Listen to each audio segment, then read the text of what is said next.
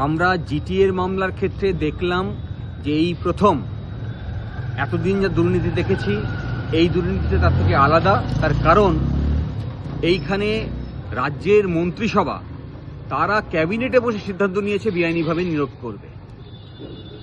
Anit Thapa জিটিএর chairman, তিনি চিঠি দিচ্ছেন মমতা ব্যানার্জিকে যাতে এই নিয়োগ করানো যায়, এবং আলটিমেটলি আমরা দেখছি যে স্টেট অ্যাপ্রুভাল দিচ্ছে নিয়োগের।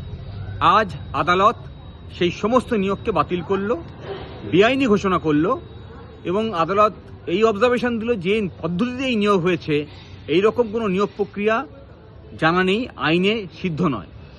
তাই এই ধরনের ঘটনা আরও একবার প্রমাণ করে যে যা দুর্নীতি আমরা দেখে এসেছি এই সব দুর্নীতির মধ্যে আসলে এর কেন্দ্রবিন্দুতে আছে রাজ্যের মন্ত্রিসভা।